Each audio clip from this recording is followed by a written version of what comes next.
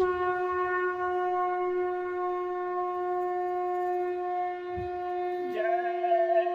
गुरुदेव। जय गुरुदेव।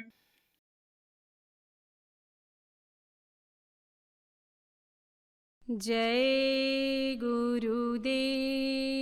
जय गुरुदेव। तुम्हारे बिन मेरे सतगुरु ये नैया पार कैसे हो। तुम्हारे बिन मेरे सतगुरु ये नैया पार कैसे हो। ना कोई है यहाँ मेरा, ना कोई है यहाँ अपना।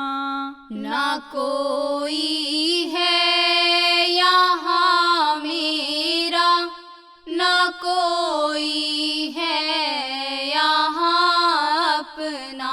ना दोगे गर सहारा तो मेरा उद्धार कैसे हो। ना दोगे गर सहारा तो मेरा उद्धार कैसे हो।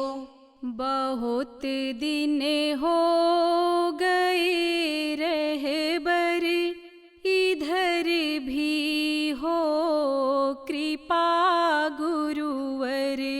बहुत दिन हो गए रहबर, इधर भी हो कृपा गुरुवर। चरण में ना शरण दोगे मेरा उद्धार कैसे हो।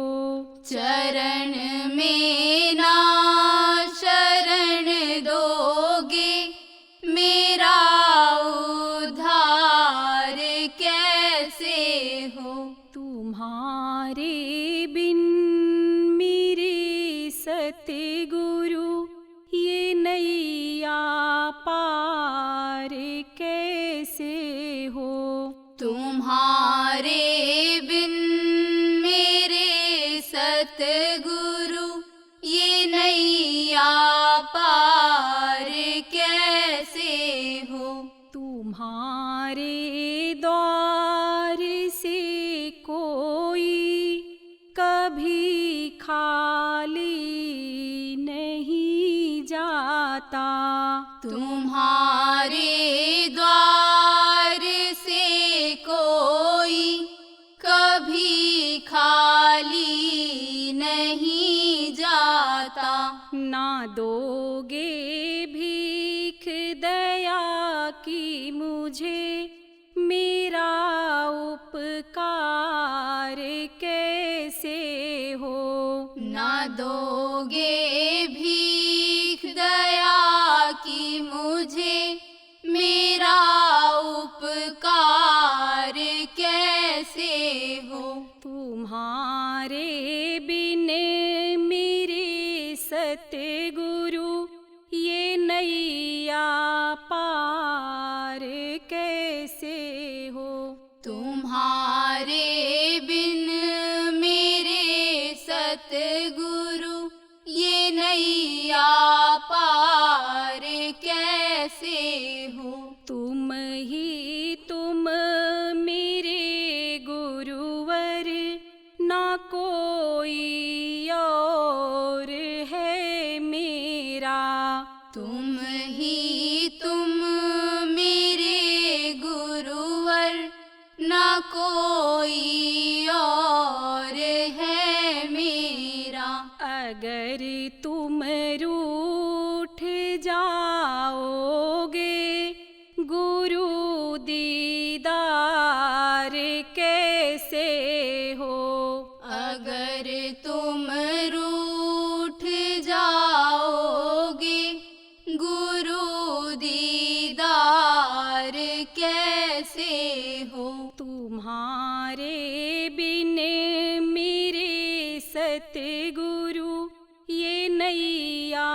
पार कैसे हो।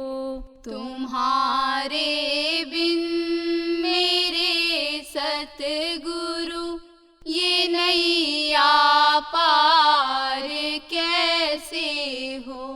शरण अब तेरी आया हूँ, नहीं दुख भूल पाया हूँ। शरण अब तेरी आया हूँ, नहीं दुख भूल पाया हूँ।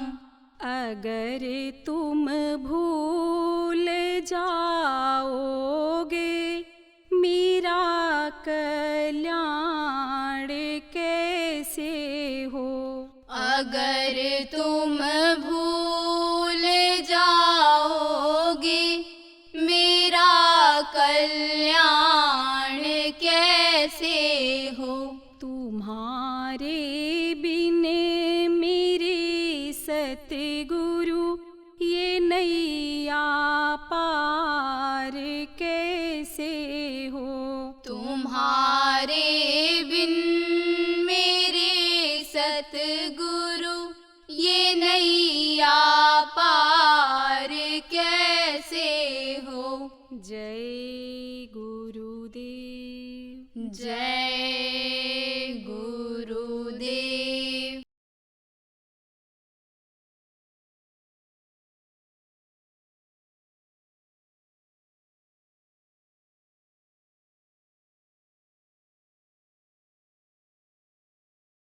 पानी पिए छान कर और गुरु करे जानकर। एक हांडिया होती है, हांडी को खरीदते हो तो ठोकते बजाते हो कि कहीं टूटी फूटी सुराख तो इसमें नहीं है, आवाज से पता चल जाता है, फिर खरीदते हो। आप समझो बहुत थोड़ी कीमत की होती है, और जिनके हाथ में पूरी जिंदगी के बागडोर देनी है जीवात्मा को, जिनको समर्पित करना है, उनको ऐसे बगैर देखे अगर बना लिया जाए, विश्वास कर लिया जाए तो धोखा भी हो सकता है।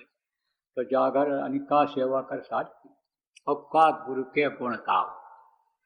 गुरु के गुण का मतलब क्या है कि गुरु की तारीफ की जाए, गुरु के तारीफ का पुल बांध दिया जाए, या गुरु को ही सब कुछ कहता रह जाए आप भगवान हो, आप मेरे प्रीतम हो, आप मेरे प्यारे हो, आप मेरे सब कुछ, ये कुछ नहीं।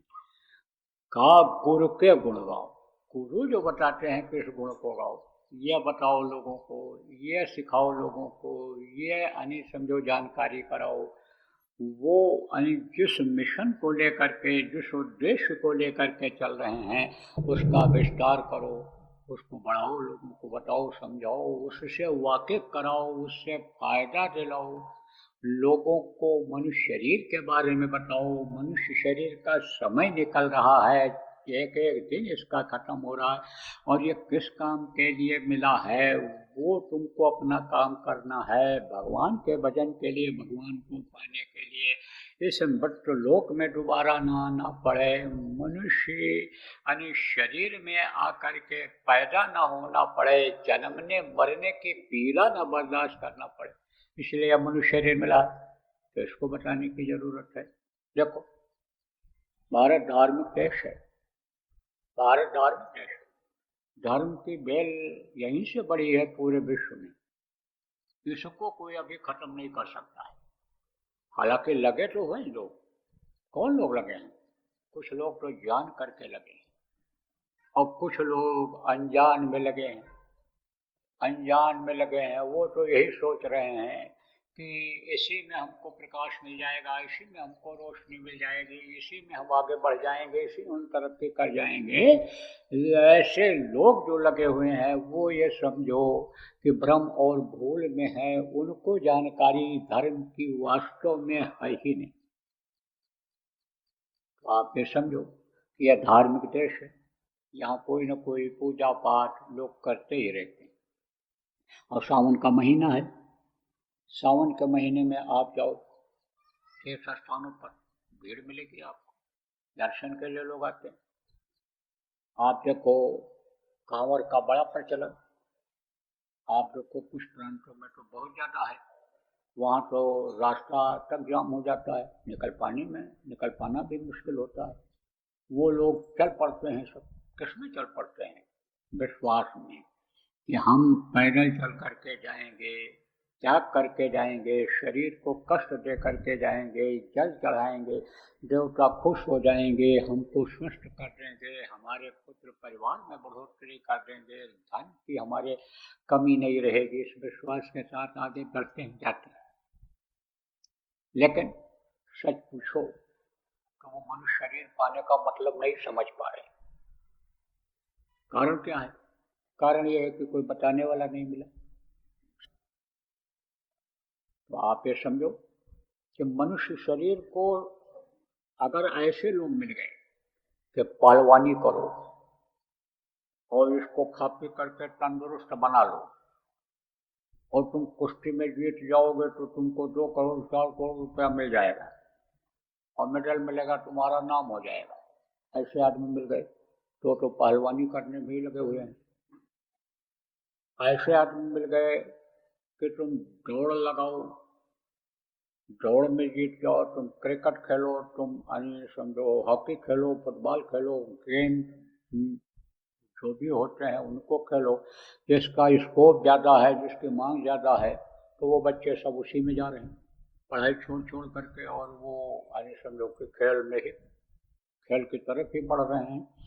ऐसे ही जहाँ जैसे लोग मिल जाते हैं उसी तरह से आदमी करने लग जाता है और असली चीज़ से अलग हो जाता है। लेकिन सोचो आप कि जैसे कोई कसरत करके या शरीर को पौष्टिक चीज़ों को खा करके, दूध को पी करके बूथ बढ़ा ले, बूथ माने ताकत शरीर के अंदर ले आवे, घी खा करके दिमाग तेज कर ले, बुद्धि तेज कर ले, खोपड़ी कहते हैं, घी खाए खोपड़िया, यानी समझो घी के खाने से बुद्धि तेज होती है, प्रखर होती है बुद्धि, घी कोई खा ले। ये मेवा जो बाजार में मिलता है उसको खा करके, कोई अंजीर खा करके खून को बढ़ा ले, कोई अखरोट खा करके और समझो पेट को साफ करे। तमाम चीज़ें ऐसी हैं कि जिन चीज़ों को खाने पीने से यानी समझो कि शरीर स्वस्थ होता है। लेकिन हाथी जैसा शरीर हो, हाथी जैसा, तो किसी को पता है कि हाथी ये किसके घर बंधेगा? हाथी किसी के दरवाजे पर बंधा हुआ है, खरीद करके ले आया। लेकिन कोई जरूरी है कि हाथी को रात्रि वो दे ही ले जाए? रात्रि किसको कहते हैं? हाथी के खाने का जो अनाज होता है उसको रात्रि कहते हैं। न दे पाया तो कोई हाथी दूसरा खरीद करके ले जाएगा। हाथी कैसे दरवाजे पर बंधेगा? किसी को पता है? मोटे शरीर वाले को ये पता है कि आज हम अपने घर में रहते हैं और कल किसी के घर गए बैठे और वहीं हाथ फेल हो गया, समय पूरा हो गया, तो उसके दरवाजे पर ये हाथी बन जाएगा, वहाँ पड़ा रहेगा और वो रहने भी नहीं देगा इसको। वो तो जल्दी खबर करेगा, हटाओ इनको, ले जाओ ले जाओ। रास्ते में ऐसे पड़े रह जाते हैं, गिर जाते हैं, तो किसी को पता है कब समय पूरा हो जाएगा। बहुत बढ़िया कोई कपड़ा पहन ले, राजसी वस्त्र पहन ले, हर आधा घंटा के बाद कपड़ा बदले, इतने कपड़े उसके पास हो जाएं। सोने चांदी से बने हुए यानी धागे का कपड़ा कोई पहन ले, कोई ताज लगा ले, हीरा मोती जवाहर से शरीर को लाद ले, कोई औरत हो पूरे बदन में वो गहना पहन ले, एक यानी शरीर का अंग भी कोई ऐसा हो जो न दिखाई पड़े, अंग न दिखाई पड़े, पूरा महदवा, किससे? सोने से। लेकिन किसी को ये पता है इस समय कि कभी ये काल इस पोजीशन को मिट्टी में मिला दे, बढ़िया से बढ़िया कपड़ा कोई पहने है और समय पूरा हो गया, तो इस समय जब पहने रहेगा तो उस समय पर तो कहीं कहीं धूल लग गया, गर्द लग गया तो कोई झाड़ेगा नहीं, खुद झाड़ेगा, साफ करेगा। ये नहीं होना चाहिए, शोभा खराब हो जाएगी। लेकिन जब जमीन पर गिर जाएगा तब कोई झाड़ झूड़ करेगा, कोई साफ करेगा बदन को? कुछ नहीं। तब तो यही होगा, इनको हटाओ, ले जाओ, जलाओ, राख करो, जो भी पहने रहेगा कपड़ा, जो भी जेवर गहना पहने रहेगा, जो भी अंगूठी चैन पहने रहेगा, सब निकाल देंगे, सब निकाल देंगे। पुत्र के लिए, परिवार के लिए आदमी देखो शरीर से पाप भी कर बैठता है, बेच देता है एक तरह से अपनी ईमान और धर्म को भी भूल जाता है, ईमान को भी बेच देता है। आप ये समझो प्रेमी हो कि उसके अंदर कुछ नहीं रह जाता है, सारा समझो कि कपड़ा कहना जैसे निकल जाए उतर जाए नंगा हो जाए आदमी और औरत, इसी तरह से उसके पास कुछ नहीं रह जाता है। किसके लिए? पैसा कमाने के लिए। किसके लिए? पुत्र के लिए, परिवार के लिए, यानी समझो बच्चों के लिए। कुटुंब जिसको कहते हो, कुटुंब किसको कहते हैं, कुनबा किसको कहते हैं। एक ही जाति के जहाँ रहते हैं, एक ही दादा बाबा के खानदान का परिवार जहाँ रहता है वो कुनबा कुटुंब कहलाता है। सबके लिए मरो मिटो। लेकिन जिस दिन काल का यह गांव चलेगा, जिस दिन वो खाली कराना चाहेगा इस शरीर को, किसी का कोई जोर चलेगा तो वही देख करके घिनाएंगे। देखो कर्मों का फल भोगना पड़ता है, कर्मों के फल से कोई बच नहीं पाया। वो दवा से कर्म नहीं करते हैं। ये जो बढ़िया दूध घी पिला दो, अच्छा खिला दो, उससे कर्म नहीं करते हैं। उससे ये शरीर स्वस्थ नहीं होता है। कर्मों की सजा भोगनी पड़ती है। बहुत बढ़िया इलाज हो रहा है, 2-2, 3-3, 4-4 नर्सें लगी हुई हैं, लेकिन समझो कि घाव नहीं ठीक हो रहा है। एक तरफ लेटे लेटे घाव हो गया, करवट लाया दूसरी तरफ उधर भी घाव हो गया। अब वो जो नर्सें हैं ड्यूटी पूरी करते हैं, कर्मचारी जो है अस्पताल के, वो तनख्वाह के लिए उनकी सेवा करते हैं। कोई प्रेम है उनमें? कोई नहीं। परिवार वाले जाते भी, पैसे वाले लोगों के यानी परिवार के लोग जाते भी हैं तो देख करके यही कहते हैं, अरे मैडम, अरे सिस्टर, अरे ये देखो ये मक्खी बैठ रही है। अरे कुछ नहीं, प्रेम ही नहीं पैदा हो रहा है। प्रेम हो रहा है खत्म। किसमें प्रेम खत्म हो रहा है? पैसे के चक्कर में सब प्रेम खत्म हो रहा है। वो भी सेवा करेंगे समझ लो, न भी आपको अस्पताल में जाना पड़े, न भी अगर ये घाव बने, न कुछ भी हो, तो वो भी सेवा करते हैं। तो किसके लिए करते हैं? लोग लालच में करते हैं। ये जमीन हमको दे देंगे, ये घर हमको लिख देंगे, ये रुपया पैसा हमको दे देंगे, इसलिए तो कहते हैं कि स्वार्थ की दुनिया है। फंसना इसमें नहीं चाहिए, रहना चाहिए कर्म कर्जे को अदा करने के लिए। लेकिन फंस जाओगे अगर इसी में, यही अगर दिखाई पड़ेगा, आप समझो आगे कुछ नहीं सोचोगे करने का, आगे की जानकारी आपको अगर नहीं हो पाएगी तो इसी में फंस करके आप खत्म हो जाओगे, उम्र खत्म हो जाएगी। तो कहा गया ना कि दोबारा मनुष्य शरीर मिलने वाला नहीं है। और मनुष्य शरीर का उपयोग कैसे करना चाहिए, मनुष्य शरीर किस लिए मिला है, इसकी जानकारी होनी चाहिए। तो मनुष्य शरीर किसके लिए मिला है? भगवान के दर्शन के लिए मिला है। लेकिन इतने आदमी आप बैठे हो, अभी आपसे पूछा जाए कि भगवान का दर्शन आपको हुआ, सच सच बताओ तो भी हाथ कोई नहीं उठाओगे, और कोई उठाओगे भी तो भी हम बगैर चेहरा नजदीक में आपका देखे ये नहीं कह सकते हैं कि नहीं इन्होंने देखा ही होगा। नजदीक से चेहरा देख लेंगे आपका तो हम बता देंगे कि झूठा हाथ उठाया। अब भगवान का दर्शन क्यों नहीं होता है जब सब लोगों को हुआ? भगवान का दर्शन होता क्यों नहीं है जब सबको हुआ, बहुत से लोगों को हुआ? ये गीता, रामायण, ये जो पुस्तक है, ये कोई भी गलत नहीं हो सकती। लेकिन ये क्या है? ये मार्गदर्शिका, ये क्या है? ये बीजक हैं। इनको समझना जरूरी होता है। जब वो चीज़ समझ में आ जाती है, उसमें जो चीज़ लिखा हुआ है वो कोई बता देता है कि इस तरह से अगर करो, तब आप ये समझो, ये मालूम हो जाता है कि भगवान का दर्शन इसी मनुष्य शरीर में होता है। और भगवान का दर्शन हो गया, प्रभु अगर मिल गया, तो प्रभु की ही बनाई हुई ये सारी दुनिया है, संसार उसी का बनाया हुआ। यह संसार की चीज़ें भी मिलने में हमको आसान हो जाएंगी और हमारा मुक्ति और मोक्ष भी हो जाएगा। दोबारा हमको जन्म न मरना नहीं पड़ेगा, इस दुख के संसार में दुख नहीं झेलना पड़ेगा। और नहीं तो ऐसे भटकते रहो, ऐसे भटकते रहो। कैसे? जैसे लोग भटक रहे, किसी ने कह दिया चले जाओ अयोध्या भगवान मिलेंगे, किसी ने कहा काशी चले जाओ, किसी ने कहा द्वारिका चले जाओ, किसी ने कहा पेड़ पूजो, किसी ने कहा पत्थर पूजो, किसी ने कहा गंगा यमुना में खोजो वहाँ मिल जाएंगे। खोजते खोजते तो बहुत दिन हो गया। तो मैं तो कहता हूँ मुझको कहाँ ढूंढो बंदे, मैं तो तेरे पास में वो जो प्रभु कह रहा उसकी बात को याद करो कि वो तो कह रहा मुझको कहाँ तुम ढूंढ रहे हो, मैं तो तुम्हारे अंदर में बैठा हूँ, इस पर आप विश्वास करो। और नहीं ऐसे ही आपका समय निकल जाएगा। बीजक अगर नहीं समझ पाओगे, हाँ, रामायण पढ़ने से कुछ नहीं होता है। देखो रामायण इस समय बहुत पढ़ा जाता है। कौन सा रामायण?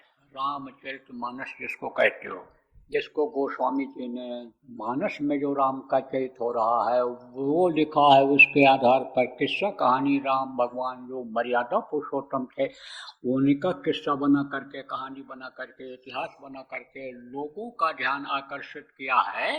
लेकिन लिखा है उन्होंने मानस में रामचरित जो हो रहा है वो लिखा है। अंदर में जो राम का चरित 24 घंटे हो रहा है, कभी भी वो नहीं बंद होता है। रामलीला बंद होती है, रासलीला बंद होती है, राम के मंदिर बंद होते हैं, लेकिन वो जो अंदर में हो रहा है वो कभी बंद नहीं होता है, वो हमेशा चालू रहता है। दिन में देखो, रात में देखो, जब चाहो तब देखो। कोई बच्चा देखे, जवान देखे, औरत देखे, बड़ा बुढ़ा देखे, बुढ़िया देखे, कोई भी देख सकता है। कोई स्त्री देखे, कोई पुरुष देखे, कोई स्त्री पुरुष नहीं है, नपुंसक है, वो देखे, कोई भी देखे, सबके अंदर हो रहा है, मनुष्य शरीर के अंदर ही हो रहा है। लेकिन जब देखने का तरीका मालूम हो जाएगा, बीजक समझ में आ जाएगा, तब तो होगा। बीजक किसको कहते हैं? ये जो व्यापारी होते हैं वो लिखे रहते हैं। जैसे इंडेक्स होता है इंग्लिश में, डायरी होती है, तो इंडेक्स में लिखा रहता है कि देखो इस पेज पर यह है, इस पेज पर यह है, ऐसा है। विषय सूची जैसे होती है ऐसे समझो कि बीजक होता है। ऐसे ही किताबों में विषय सूची रहती है कि देखो हम यहाँ पर राम के बारे में है, यहाँ राम पैदा हुए थे, यहाँ पर इन्होंने कृष्ण ने रासलीला किया था।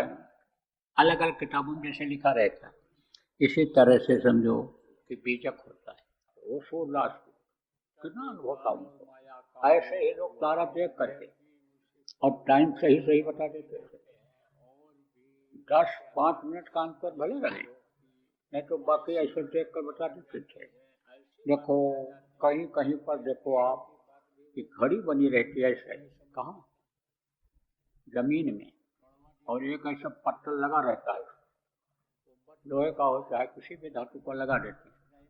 और सूरज की जब परछाई पड़ती है, कितने जगह जिस जगह पर पहुंचेगी, दिन में समझ लो कि वही टाइम रहेगा, घड़ी में देख लोगे तो वही टाइम मिलता है। ऐसे ही लोग देख करके सूर्य चंद्रमा को, तारों को देख करके और अनुभव के आधार पर सही समय बता देते थे। यह समय है, ये बता देते थे। मुर्गा बोलने वाला है, मुर्गा सुबह सुबह जल्दी बोलता, उठो उठो हो गया सवेरा। मुर्गे बांग लगाते थे, सवेरे सवेरे उठ करके मुर्गा बांग लगाता था, आवाज लगाता था। जानवर चिल्लाने लगते थे कि आप गाय देखो, चिल्लाने लगते थे। बछड़ा हूँ करने लगता, गाय हूँ करने लगती कि आओ अब हमको दो। बछड़ा कहता था अब हम भूखे हैं, हमको दूध पिलाओ।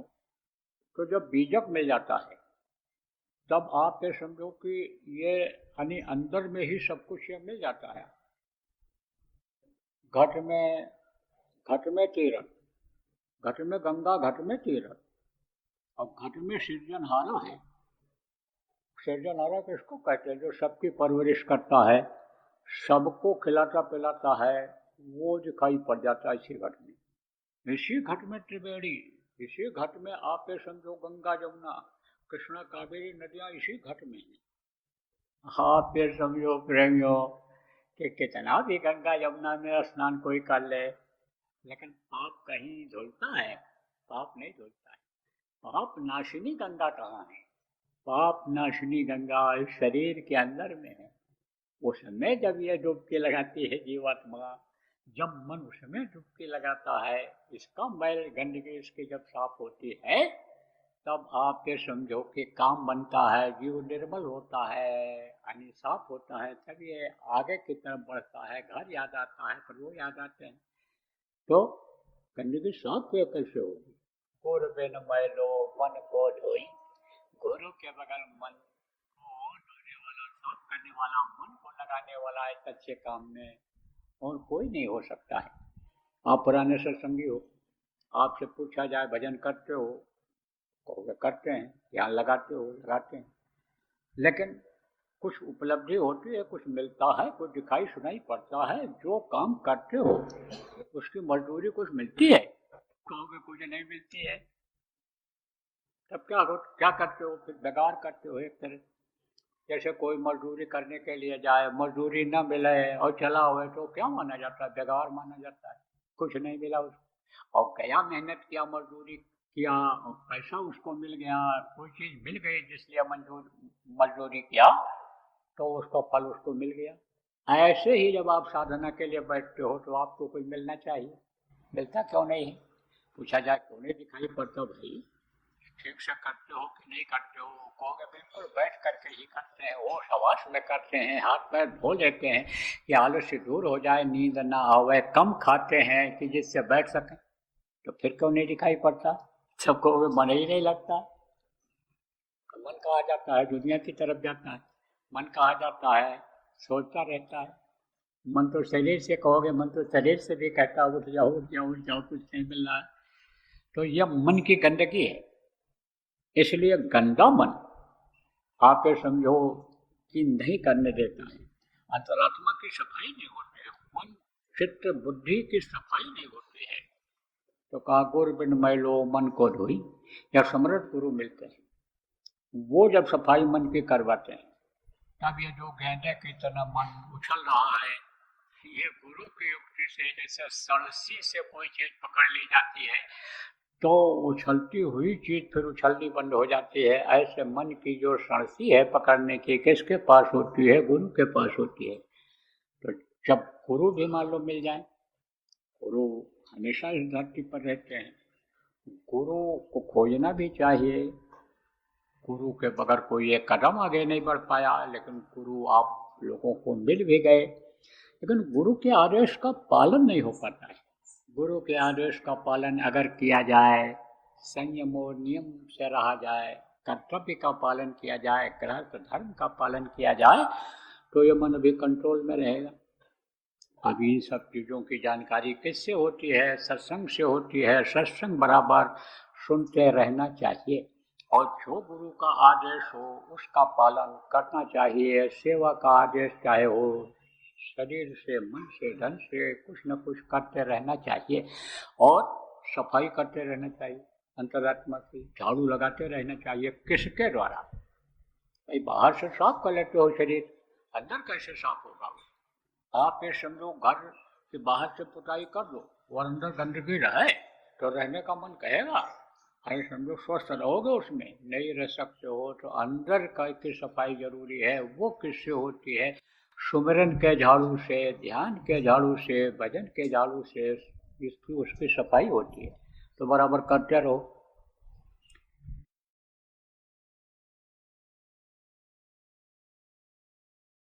छोटे बच्चों की आदत डालो।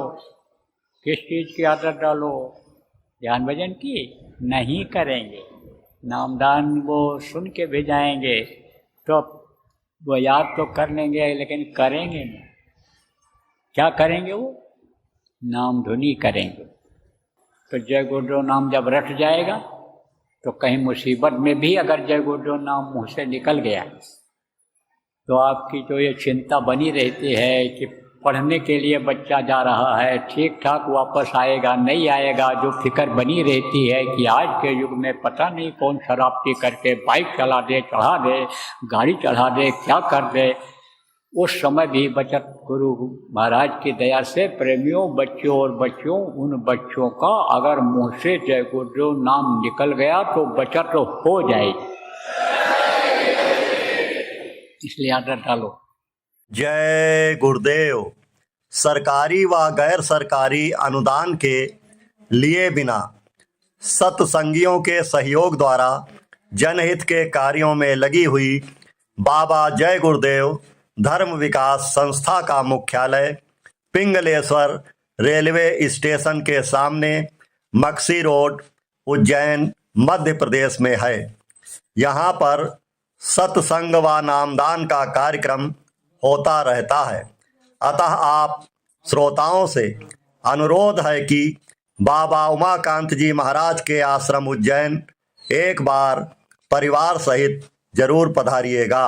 आपके सुझाव के लिए व्हाट्सएप नंबर 9575600700। जय गुरुदेव, जय गुरुदेव।